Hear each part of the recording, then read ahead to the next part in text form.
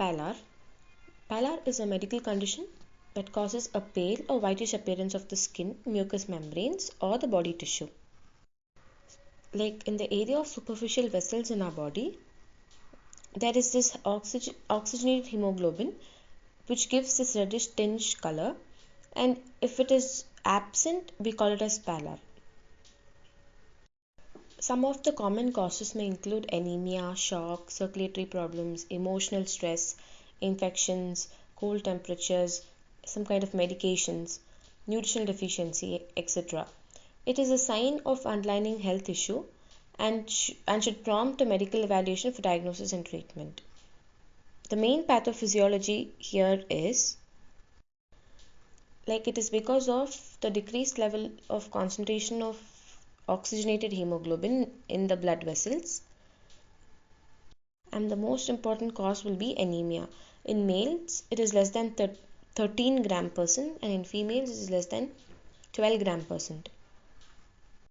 So now in case of anemia, we should look for the other associated symptoms, especially in the physical examination. One would be colonychia, which is because of iron deficiency. Another would be the knuckle hyperpigmentation, which is because of vitamin B12 deficiency. And we may also suspect for any bleeding tendencies because of some, like it might be a bone marrow disorder. Now, there are conditions in which pallor is present but there is no anemia. This occurs when there is reduced blood flow because of any kind of obstruction. The cause may be peripheral vascular diseases, left heart failure, or shock, etc. And in cases where blood pressure is decreased, the causes would be Addison's disease, hypopituitarism, and then hypothyroidism. In hypopituitarism, there is decrease in cortisol levels that indeed decreases the release of norepinephrines, that decreases the sympathetic nervous activity and thus further decreases the blood pressure. So as when the blood pressure decreases, the blood flow also decreases, which leads to pallor.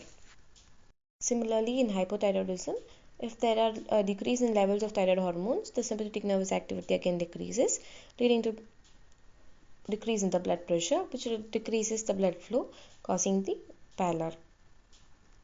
And most importantly, this pallor will be visible only if the hemoglobin level goes below 10 gram percentage, and it will be even more much visible when the pallor is even more severe, like if it is less than 8 gram percentage. Especially it may be seen well in the palm creases. Now this pallor can be seen in the skin, especially the face, hands, arms, legs and torso. And next, mucous membranes inside the mouth, especially the gums, tongues and cheeks, in nail beds, fingers and toes, conjunctiva, palms and soles, and then lips. So moving on to the clinical presentation. If a patient presents with fatigue, weakness, pale skin along with shortness of breath, the possible diagnosis would be anemia, and the lab investigations for confirmation would be CBC, RBC and HB. Various types of anemia, including iron deficiency anemia, vitamin deficiency anemia, that is B12 or folic acid deficiency, and hemolytic anemia, can lead to pallor due to decreased red blood cells or reduced hemoglobin levels. Excessive bleeding, whether from trauma, gastrointestinal bleeding, or other sources, can also result in pallor due to acute blood loss. The complete blood count is used to assess the hemoglobin levels and the red blood cell count, and iron studies to check iron deficiency anemia, peripheral blood cell to examine red blood cells morphology, blood chemistry to assess organ functions are done in case of anemia. And next, moving on to the next clinical presentation, that is with rapid heart rate, low blood pressure, confusion, cold and clammy skin, the possible diagnosis would be hypovolemic shock. Like this is mainly seen in cases of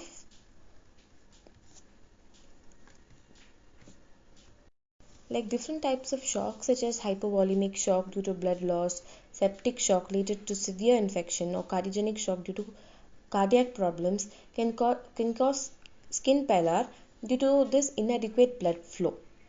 Now, another cause cardiovascular disorder would be the heart failure. Chronic heart failure can also lead to poor circulation and pallor as a result of reduced cardiac output. Next, moving on to the next clinical presentation: pain, numbness, and the skin discoloration.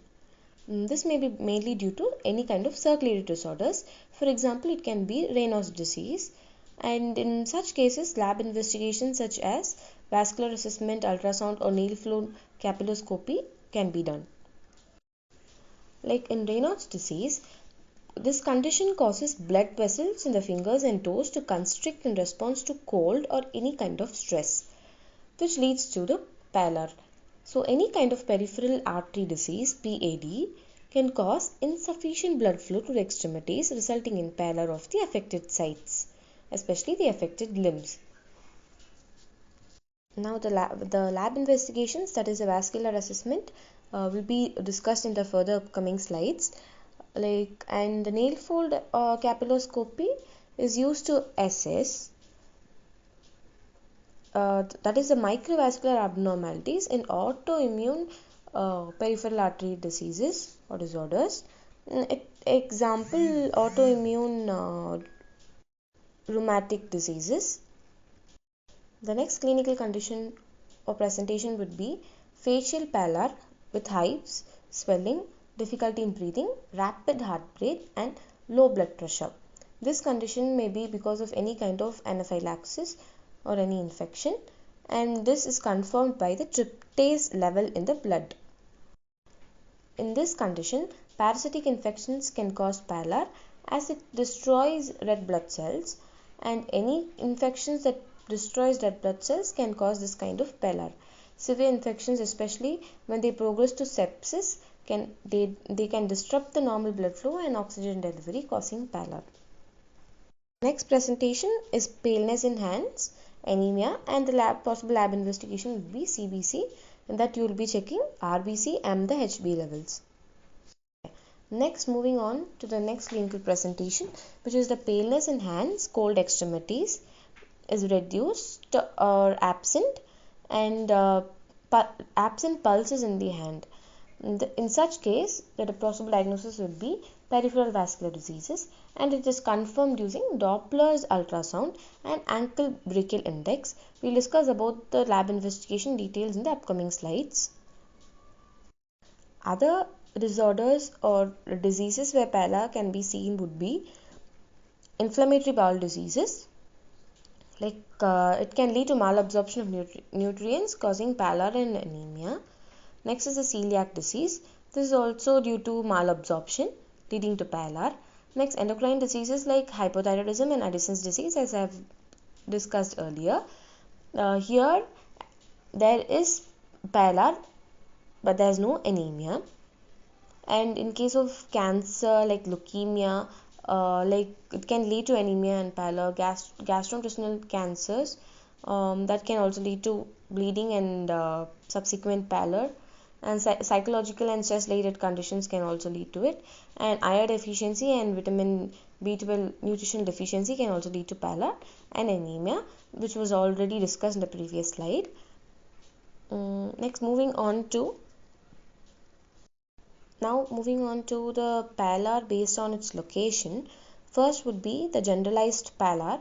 The causes of this generalized pallor would be anemia, shock, chronic illness, severe infections, etc. And the associated diagnosis would be anemia, hypovolemic shock, sepsis, and other health conditions, as I've discussed earlier.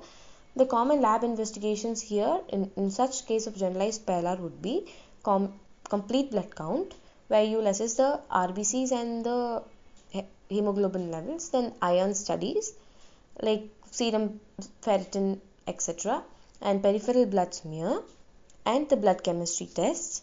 Next, moving on to the pallor, which is seen in face and mucous membrane, especially inside the mouth. The possible causes here would be again anemia, shock, circulatory disorders, and emotional stresses. Associated diagnosis would be any kind of circulatory problem, stress, anemia, etc. Here again, the common lab investigations would be the complete blood count and the iron studies.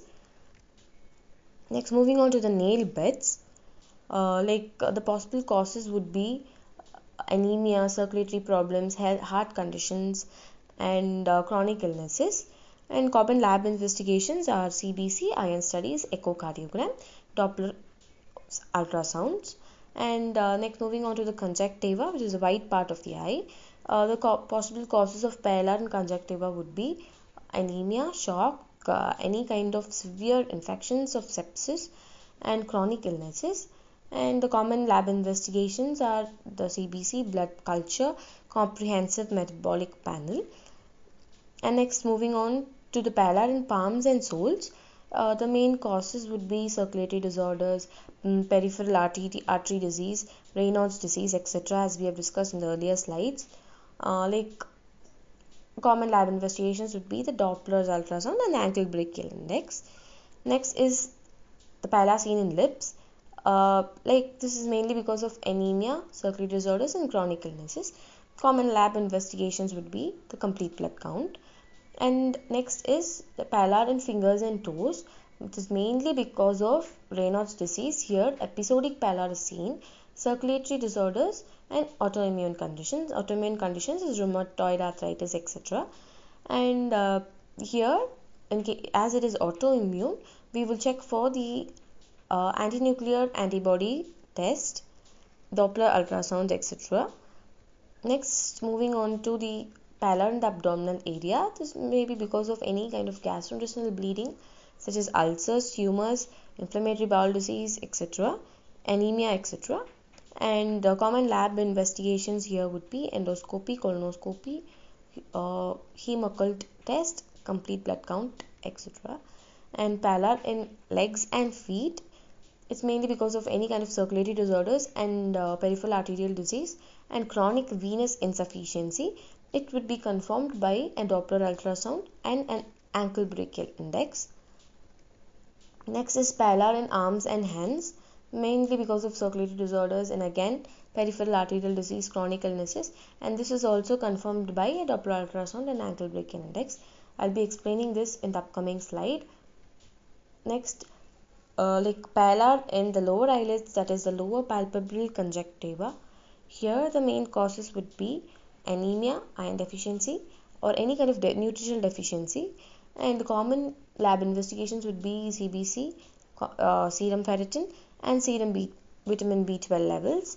And pallor in mouth and tongue, this is mainly caused due to anemia, nutritional deficiency, and chronic illnesses.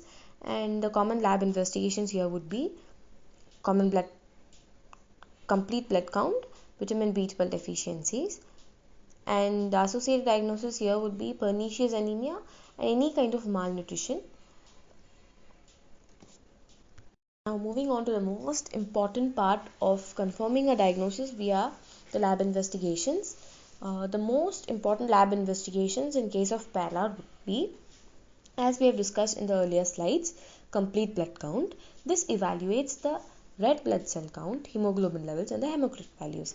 It identifies anemia or any other blood disorders.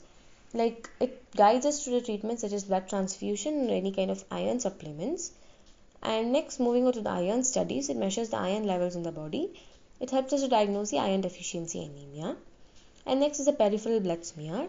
It examines the blood under the microscope to assess the shape and appearance of the RBCs and to detect any abnormalities in red blood cell morphology such as sickle cell anemia or thalassemia, etc. And next, moving on to the blood chemistry, it assesses the organ function and electrolytic levels. It identifies any underlying organ dysfunction or metabolic imbalances. Then moving on to the blood culture a blood sample to detect infectious agents, identifies the presence of bacteria or fungi in the bloodstream, which indicates sepsis or any kind of several infections, like any kind of infections that causes pallor, as we have mentioned in the previous slides. Next, moving on to the endoscopy and colonoscopy. This visualizes the GI tract, like identifies the sources of GI bleeding which causes pallor. Just a confirmatory diagnosis. And next, moving on to the heme occult test. Here, screens for the presence of occult hidden blood in stool, detects gastrointestinal bleeding, often due to ulcers or tumors. Next, moving on to the serum vitamin B12 tests. It measures the vitamin B12 levels in the body. It helps us to diagnose vitamin B12 deficiency. Next, moving on to the Doppler ultrasound, which is very, very important diagnosis in case lab investigation in case of pallor. It measures the blood flow and assesses the vascular health. It helps us to diagnose any kind of circulatory disorders, peripheral vascular or arterial diseases, or venous insufficiency, that is chronic venous insufficiency. Next, moving on to the ankle brachial index ABI. This is also another important investigation in case of pallor. It evaluates the circulation in the extremities. It determines the severity of the peripheral arterial disease PAD. And next, moving on to the anti-nuclear antibody test. Here it detects the autoantibodies associated with immune diseases, which it confirms pallor because of any kind of autoimmune diseases. It helps us to diagnose autoimmune conditions such as SLE or rheumatoid arthritis, which can cause pallor. Next, moving on to the alarming signs or the warning signs of pallor. In case of severe anemia, like it can lead to heart failure. In case of internal bleeding symptoms, GI bleeding, it can lead to hemorrhagic shock. And signs of shock like organ failure including cardiac arrest, and severe infection sepsis, like this is also another warning sign, as it can cause septic shock with multiple organ failure. Next, moving on to the cardiovascular emergency symptoms. Cardiovascular conditions, like it can lead to cardiac failure, cardiac arrest, and pulmonary embolism. In severe anaphylaxis, like severe allergic reactions, it may cause airway obstruction and respiratory failure. And symptoms of severe blood disorders like acute leukemia, myelodysplastic syndromes, like it causes severe complications when they are untreated. So in all the mentioned cases, pallor is an important sign that should be earlierly detected to prevent further complications and sudden shock and death. Thank you.